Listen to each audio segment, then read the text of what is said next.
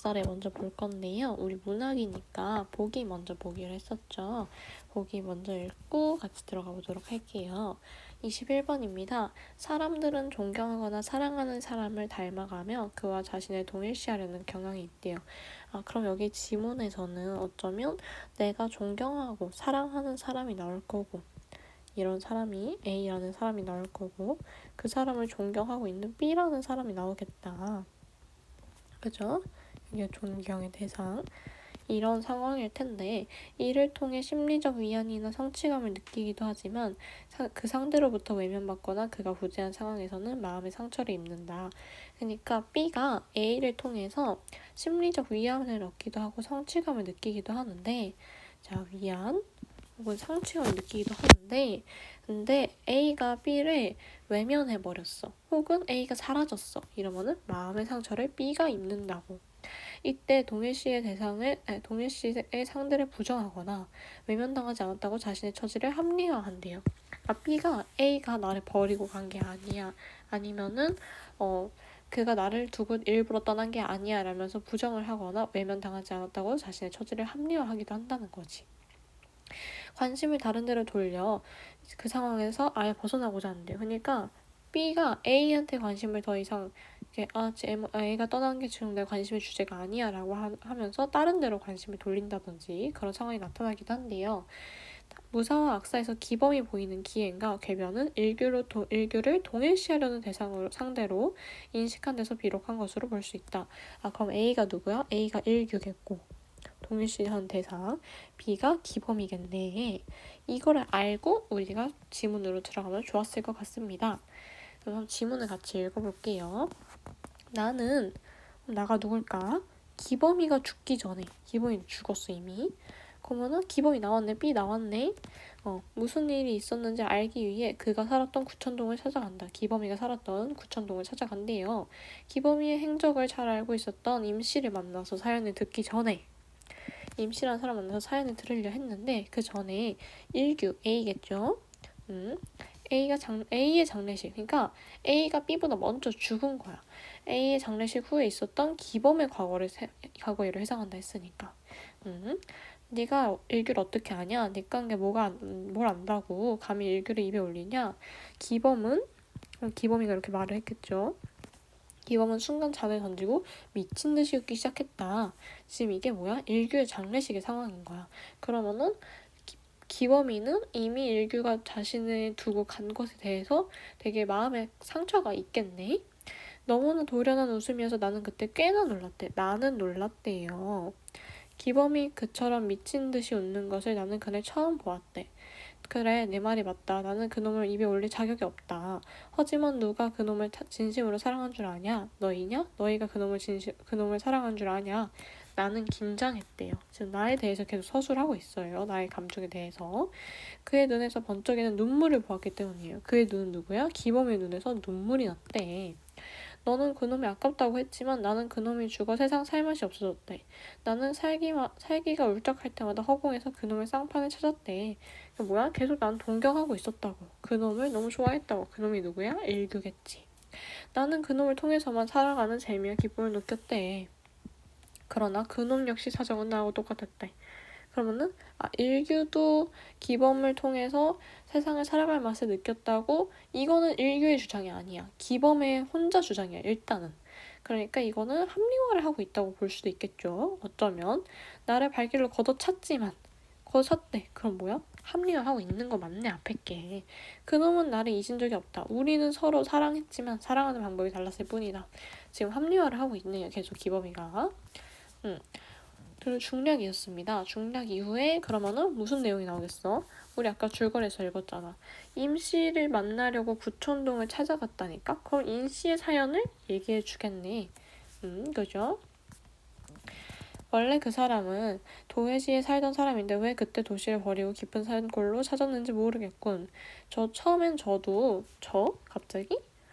저도 많이 궁금하게 생각했습니다. 뭔가 세상에 죄를 짓고 삶아 사시는 분이 아닌가 했습니다. 더구나 이리로 들어오시자 머리를 깎고 수염까지 기르셨거든요. 그러나 오래 매시고 살다 보니 저대로 차츰 납득이 갔습니다. 한마디로 말하기 어렵지만 세상에 뭔가 실망을 느끼신 게 아닌가 싶습니다. 본인이 그런 말을 한 적이 있어? 과거 얘기는 좀치 안 하시는 편인데 일단 여기를 한번 알파로 봅시다. 알파? 그러면 베타가 얘기했겠죠. 여기 다시 알파겠죠? 과거 얘기는 좀치 안 하시는 편인데 언젠가 내게 비슷한 말씀을 하시더군요. 듣기에 따라서는 궤변 같지만 그분은 남들과 다른 묘한 철학을 그 부분이니까 아까 줄거리에서 읽었죠. 이게 기범일 가능성이 높다. 지금 기범을 찾으러 갔던 기범의 그 흔적을 찾으러 간 거였으니까 기범이가 묘한 철학을 갖고 있었대. 그걸 한 번 더 들려줄 수 없겠어요? 그럼 누구야? 베타는 알파에 대해서 잘 알고 있는 사람인데 알파는 우선은 기범이랑 좀 떨어져 있었던 사람이다. 그지? 그러면은 그럼 알파가 누구겠어? 알파가 나일 확률이 높겠고 베타는 자기 자신을 저라고 소개하고 있겠네. 아직 저가 누군지 모르겠어요. 근데 그분은 세상이 어지럽고 더러울 때는 그것을 구하는 방법이 한 가지밖에 없다고 하셨습니다. 세상을 좀 더 썩게 해서 더 이상 세상에 썩을 것이 없도록 만들어야 한다는 것입니다. 그걸 썩지 않게 고치려고 했다가는 공연히 사람만 상하고 힘만 배로 든다는 것입니다. 모두 썩어라, 철저히 썩어라. 그분이 세상을 보는 이상한 눈입니다. 그럼 이게 묘한 철학이었겠다. 그지? 제 나름 어설픈 추측입니다만 제라면은 이게 지금 계속 베타가 하고 있는 말이고 그죠? 베타의 제 맞고 그분은 사람만이 지니 이상한 초능력을 믿으시는 것 같았습니다. 이것도 이상하다. 지금 좀 걸리는 부분이죠. 사람은 온갖 악행에도 불구하고 자기 스스로를 송두리째 포기하지 않는다는 것입니다. 그게 사람이 지닌 이상한 초능력이겠다. 세상이 철저히 썩어서 더 썩을 것이 없게 되면 사람은 살아남기 위해 언젠가는 스스로 자구책을 쓴다는 것입니다. 당신은 바로 그걸 믿으셨고 이런 자기 생각을 부정의 미학이라 묘한 말로 부르시기도 하셨습니다. 나는 이걸 들은 나니까 나가 알파가 확실해졌다. 그지? 나는 순간 가슴 한구석에 무언가 미미하게 부딪혀오는 진동을 느꼈다. 진동의 진상은 확실하진 않지만 나는 그것이 기범을 이해하는 어떤 열쇠가 아닌가 생각했대. 그럼 뭐야? 앞에서 계속 언급했던 묘한 철학들이 기범을 이해하는 열쇠였던 거야. 나한테 있어서. 그의 온갖 기행과 궤변들이 어지러운 혼란 속에서 그제야 언뜻 한가닥의 질서 위에 어렴풋이 늘어서 있는 것이었다. 헌데 세상에 대해 그런 생각을 지닌 사람이 왜 갑자기 세상을 등지고 이런 삶 속에 박혀 사는 거요? 라고 알파인 나가 물었겠지. 당신께서 아끼시던 친구 한 분이 갑자기 세상을 버리셨다고 하시더군요. 얘가 일규겠다. 그지? 일규가 죽었으니까 그래서 기범이가 산속으로 들어왔구나. 그때 아마 충격을 받으시고 마음에 상처를 받고 이리로 들어오신 게 아닐까 싶습니까? 누구랍니까? 그 친구가 이름은 말씀 안 하시고 그분은 언제나 미련한 놈이라고만 부르셨습니다. 미련한 놈이 누구야? 일규겠다. 오일규다. 여기서 나가 확신을 해버리죠. 미련한 놈은 오일규구나. 우린 읽으면서 추측했는데 나가 확신을 줬어요. 나는 그제야 오일규의 장례식 후에 기범이 격렬하게 그린 저 시끄럽던 요설들이 생각났대. 기범은 그때 이미 세상을 등질 결심했는지도 알 수 없대. 아니 그는 얼마 후에 정말로 내 앞에서 깨끗하게 사라져버린 것이래. 그래 그 친구가 죽은 후로 세상을 왜 등졌답니까? 세상 살 재미가 없어졌다고 하시더군요. 근데 나가 얘기했겠고 이게 저가 얘기하는 거겠죠. 아마 친구분을 꽤나 좋아하셨던 모양입니다. 그 미련한 놈이 죽어버렸으니 자기도 앞으로 미련하게 살 수밖에 없노라 하셨습니다. 당신이 미련하다고 말씀하시는 건 우습게 들리시겠지만 착한 일을 뜻하시는 것이었습니다. 그래서 이곳은 오늘로 사람이 갑자기 달라진 거요? 전 그분의 과거를 몰라서 어떻게 달라졌는지는 잘 모릅니다. 하지만 이곳에 오신 후로는 그분은 거의 남을 위해서만 사셨습니다. 남을 위해서만 살았대.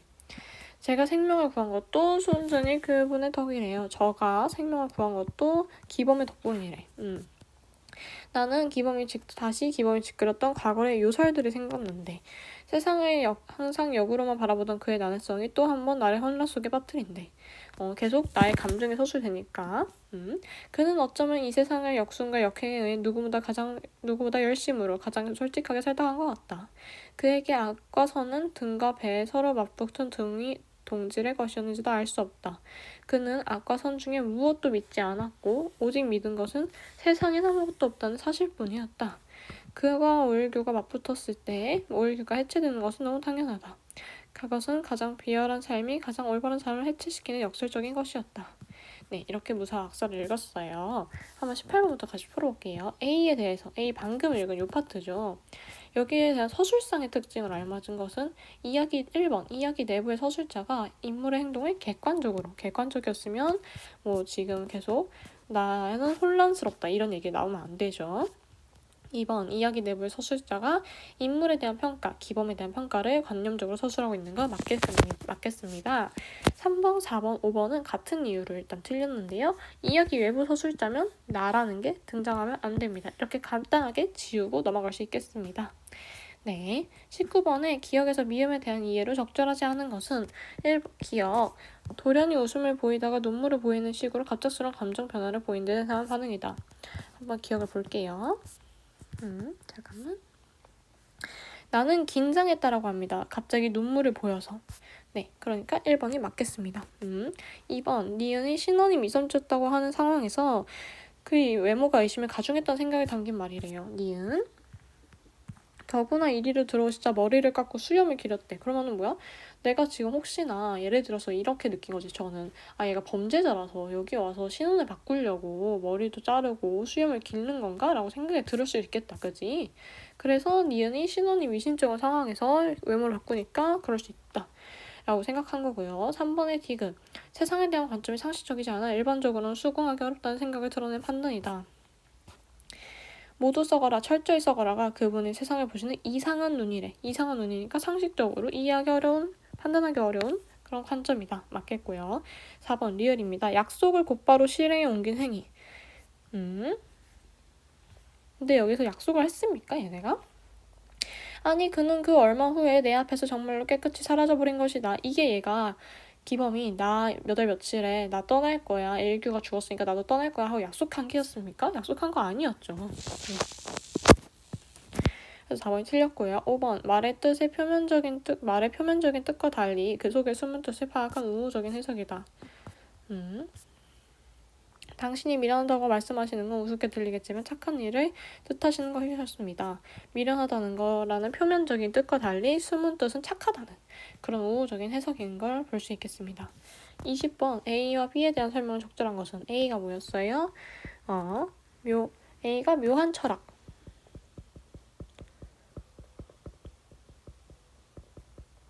B가 요설들. 이 상황에서 1번 A에 대한 나의 이해는 묘한 철학에 대한 나의 이해는 기범에 대한 나의 인식이 전환되는 데 기여한다. 그죠? 왜냐면은 이걸 통해서 나가 아까 위에서 뭐라 했어?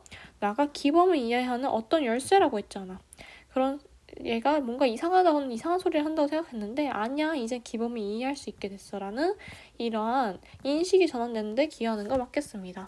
20번에 2번입니다. A에 대한 이 얘기를 나가 꺼낸 것은 나는 그걸 꺼내지 않았어요. 오히려 저가 꺼냈겠죠.